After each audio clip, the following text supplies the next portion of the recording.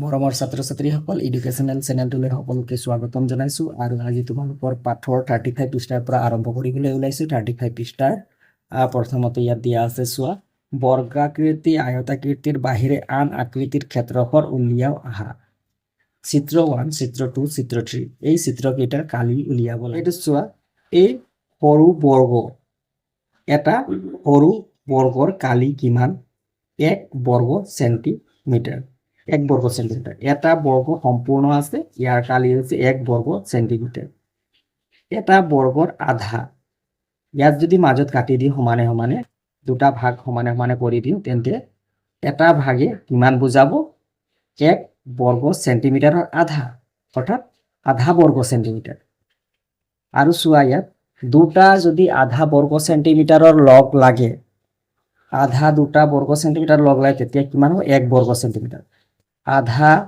এটা লগ লাইলে ইয়াৰ লগত আৰু এটা আধা ইফালে যদি লগ লগাই দিম তো আধা আৰু আধা লগ লাগি এটা বৰ্গ হবে 1 বৰ্গ সেন্টিমিটাৰ হবে সো আহা 1 নম্বৰ চিত্ৰটো কালি কিমান হ'ব চাও ইয়াত এইটো 1 2 3 4 5 6 7 8 আঠটা সম্পূৰ্ণ বৰ্গ আৰু এই দুটা মিলি 9 হল এই দুটা মিলি এটা হল 10 গতিকে 1 2 3 4 5 6 7 8 এই দুটা মিলি 9 আৰু এই দুটা মিলি 10 টোটাল চিত্ৰ এৰ কালি হ'ব 10 বৰ্গ সেন্টিমিটাৰ চিত্ৰ 2 কালি এই আধা আৰু এইটো আধা আধা আধা মিলি 1 হল তাৰপিছত চোৱা এইটো গোটা আছে 2 তাৰপিছত এইটো আধা মিলি এটা হল 3 তাৰপিছত 4 5 6 7 8 9 10 10 পিছত 11 12 13 14 15 এই দুটা মিলি 15 হল 16 17 এই দুটা মিলি 18 হল আৰু এই দুটা মিলি এটা 1 হল 19 চিত্ৰ 2 ৰ কালি হ'ব 19 বৰ্গ সেন্টিমিটাৰ চিত্ৰ 3 কালি চোৱা এই দুটা মিলি 1 হল এই দুটা মিলি 2 হল তাৰপিছত 3 4 5 6 7 8 9 10 11 12 আৰু এইটো আধা 12 আধা হল ইয়াত এনেকে লিখিবা 12 আৰু আধা বৰ্গ সেন্টিমিটাৰ কোনটো চিত্ৰৰ কালি বেছি 1 2 3 কোনটো চিত্ৰৰ কালি বেছি চিত্ৰ 2 19 বৰ্গ সেন্টিমিটাৰ চিত্ৰ 2ৰ কালি বেছি কালিৰ বিভিন্ন এককবোৰৰ লগত চিনাকি হও আহা বৰ্গ সেন্টিমিটাৰ বৰ্গ মিটাৰ বৰ্গ কিলোমিটাৰ এই তিনিটা এককৰ ভিতৰত আটাইতকৈ ডাঙৰ এককটো হৈছে বৰ্গ কিলোমিটাৰ আৰু আটাইতকৈ সৰু এককটো হৈছে বৰ্গ সেন্টিমিটাৰ সাধাৰণতে ঘৰৰ মজিয়া বেৰ চোতাল বাগিচা ইত্যাদিৰ কালি উলিয়াবলৈ আমি বৰ্গ মিটাৰ ব্যৱহাৰ কৰোঁ আৰু অধিক ডাঙৰ অঞ্চল যেনে পথাৰ বনাঞ্চল ইত্যাদিৰ কালি উলিয়াবলৈ আমি বৰ্গ কিলোমিটাৰ ব্যৱহাৰ কৰোঁ সৰু ঠাইৰ কালি উলিয়াবলৈ সাধাৰণতে বৰ্গ সেন্টিমিটাৰ ব্যৱহাৰ কৰা হয় যেনে এখন বহিৰ পাত card mobile screen TV screen ইত্যাদি জোখ ওলাবলৈ বৰ্গ সেন্টিমিটাৰ একক ব্যৱহাৰ কৰা হয় ক্ষেত্ৰফল তলৰ প্ৰতিটো ক্ষেত্ৰত এককবোৰ অনুমান কৰা আৰু কোনটো একক কাৰ হ'ব পাৰে শুদ্ধ চিন দিয়া ক নম্বৰ ৰুমাল এখনৰ কালি কোনটো এককেৰে জুখিবা বৰ্গ সেন্টিমিটাৰ খ অসমৰ মাটিকালি এটা বৃহৎ অঞ্চল গতিকে বৰ্গ কিলোমিটাৰ হ'ব এখন গ নম্বৰ পথাৰ এখনৰ কালি বৰ্গ কিলোমিটাৰ লুডু এখনৰ কালি সেন্টিমিটাৰ স্কেলেৰে জুখিব পাৰিবা সেন্টিমিটাৰ লুডু এখনৰ কালি বৰ্গ সেন্টিমিটাৰ ঘৰৰ মজিয়া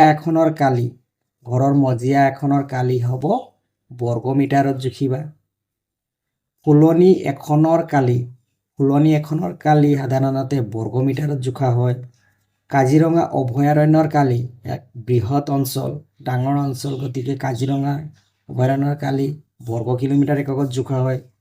ব্লেকবৰ্ডৰ কালি স্কেলেৰে আমি ইয়াৰ কালিটো উলিয়াব পাৰোঁ, গতিকে বৰ্গ চেণ্টিমিটাৰ এককেৰে বৰ্ডৰ কালি জোখা হয়। তলৰ চিত্ৰসমূহৰ কালি নিৰ্ণয় কৰি আহা।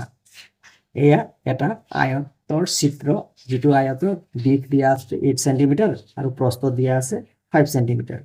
তোমালোকে পাই আহিছা যে আয়তৰ কালি কি পূৰণ কৰিব লাগে? দিশ পূৰণ প্ৰস্থ। আয়তৰ কালি ওলাওঁতে দিশ পূৰণ প্ৰস্থ কৰা হয়। গতিকে দিশ আছে 8 চেণ্টিমিটাৰ, প্ৰস্থ আছে 5 চেণ্টিমিটাৰ। এই দুটা পূৰণ কৰিব লাগিব। আৰু একক দুটা কি চেণ্টিমিটাৰত আছে, আৰু এককটো কিহত আছে? চেণ্টিমিটাৰত।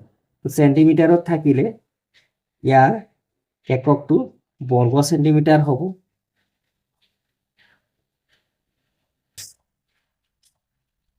গতিকে পূৰণ কৰিলে কিমান পাবা? 8 5 গুণ 40, 40 পাবা, 40 বৰ্গ চেণ্টিমিটাৰ, 40 বৰ্গ চেণ্টিমিটাৰ। গতিকে কালি ইয়াত কিমান লিখিবা? 40 বৰ্গ চেণ্টিমিটাৰ। নেক্সট আয়তটোলৈ চোৱা, যিটো আয়তৰ দৈৰ্ঘ্য দিয়া আছে, দিশ দিয়া আছে 9 চেণ্টিমিটাৰ আৰু প্ৰস্থ দিয়া আছে 3 চেণ্টিমিটাৰ। তেন্তে ইয়াৰ কালি কিমান হ'ব? তোমালোকে জানা যে আয়তৰ কালিত কি পূৰণ কৰা হয়? দিশ পূৰণ প্ৰস্থ কৰা হয়। দিশ আছে 9 চেণ্টিমিটাৰ, প্ৰস্থ আছে 3 চেণ্টিমিটাৰ। পূৰণ কৰিলে কিমান পাবা? 9 3 গুণ 27, 27 আৰু এককটো কি লিখিবা? বৰ্গ। এককটো চেণ্টিমিটাৰত যিহেতু আছে, গতিকে বৰ্গ চেণ্টিমিটাৰ। গতিকে কালি ইয়াত 27 বৰ্গ চেণ্টিমিটাৰ।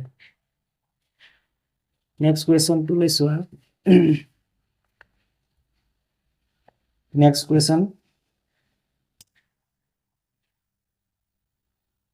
নেক্সট এই বৰ্গটোলৈ চোৱা। এই বৰ্গৰ বাহুৰ দৈৰ্ঘ্য কিমান আছে? 3 চেণ্টিমিটাৰ।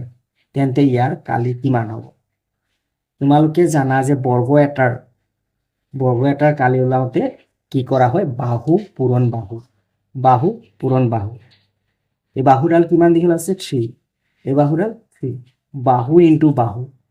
গতিকে বাহু ইনটু বাহু, 3 পূৰণ 3 কৰিলে কিমান পাবা? 9।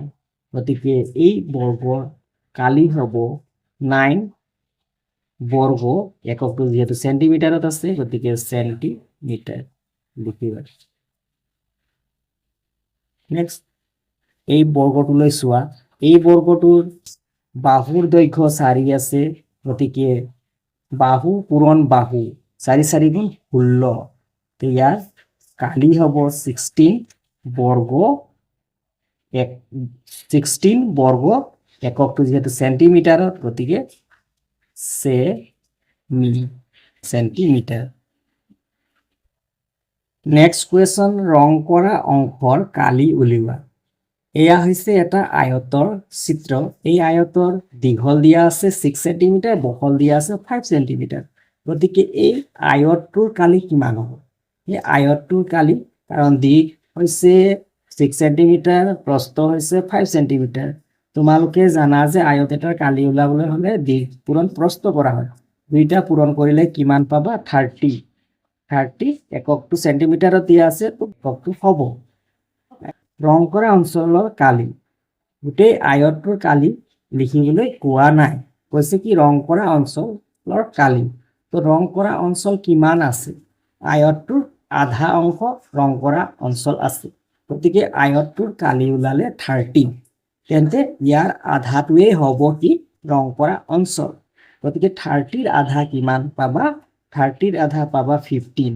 গতিকে ইয়াৰ ৰং কৰা অঞ্চলৰ কালি হ'ব 15 বৰ্গ চেণ্টিমিটাৰ। নেক্সট এই বৰ্গটোলৈ চোৱা। এই বৰ্গটোৰ কালি প্ৰথমতে ওলাই ল'বা। এই বৰ্গটোৰ কালি কিমান হ'ব? বৰ্গটোৰ চোৱা, বৰ্গটোৰ বাহু 4 আছে, 4। তোমালোকে জানা যে বাহু পূৰণ বাহু কৰিব লাগে।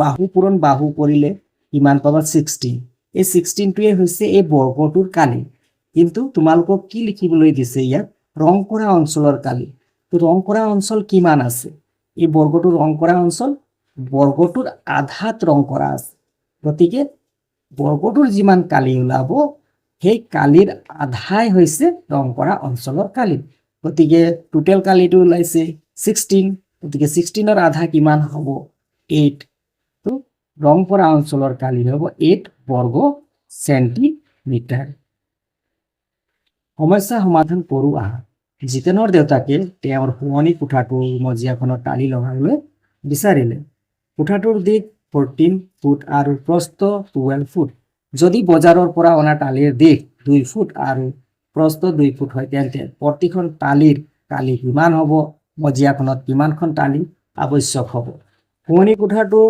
দীঘলটো দিয়া আছে দীঘলটো 14 ফুট আৰু বহল কিমান আছে প্ৰস্থ কিমান আছে প্ৰস্থ 12 ফুট আৰু তাত টাইলছ লগাবলৈ বিচাৰিছে টাইলছৰ দীঘলটো 2 বহল 2 দীঘল তো সৰু সৰু 2 × 2 2 ফুট দীঘল 2 ফুট বহলৰ টাইলছ মজিয়াখনত লগাবলৈ জিতেনৰ দেউতাকে বিচাৰিলে তো তেনেকুৱা টাইলছ কিমানটা লগাব পৰা যাব 2ৰ টাইলছ মজিয়াখনত 14/12 ফুট মজিয়াখনত কিমানটা টাইলছ লগাব পৰা যাব তে ইয়াত টাইলছৰ সংখ্যা উলিয়াব লাগিব কিমানটা টাইলছ শুৱনি কোঠাটোৰ মজিয়াত আৱশ্যক হ'ব সমাধান দিয়া আছে কোঠাটোৰ দিশ 14 ফুট আৰু প্ৰস্থ 12 ফুট এতেকে কোঠাটোৰ কালিৰ উলিয়াবলৈ কি কৰিব লাগে তোমালোকে জানা যে দিশ পূৰণ প্ৰস্থ কৰিব লাগে তো দিশ কিমান আছে দিশ 14 আছে আৰু প্ৰস্থ কিমান আছে প্ৰস্থ 12 আছে এককটো কিহত আছে ফুটত আছে তো কি লিখিবা বৰ্গ ফুট বুলি লিখিবা 14 × 12 কৰিলে কিমান পাবা 14 × 12 কৰিলে 168 পাবা বৰ্গ এতিয়া চোৱা বজাৰৰ পৰা অনা টালিৰ দিশ কিমান ফুট আছিলে 2 ফুট আৰু প্ৰস্থ কিমান আছিলে প্ৰস্থ 2 ফুট দীঘল 2 ফুট বহল 2 ফুট গতিকে টালি এখনত এটা টালিৰ কালি কিমান হ'ব দীঘল আছে 2 বহল আছে 2 ফুট আছে তো এককটো হ'ব বৰ্গ ফুট 2 × 2 = 4 বৰ্গ ফুট টালি এখনৰ কালি হ'ল 4 বৰ্গ ফুট এতেকে কোঠাটোৰ মজিয়াখনত আৱশ্যক হোৱা টালিৰ সংখ্যা হ'ব কোঠালিৰ কালি কিমান আছে কোঠালিৰ কালি 168 কোঠালিৰ কালি হৰণ কৰিব লাগিব ডিভাইড কৰিব লাগিব কিহেৰে ডিভাইড কৰিব লাগিব টালিৰ কালিৰে এখন টালিৰ কালি কিমান 4 বৰ্গ ফুট মুঠ মজিয়াৰ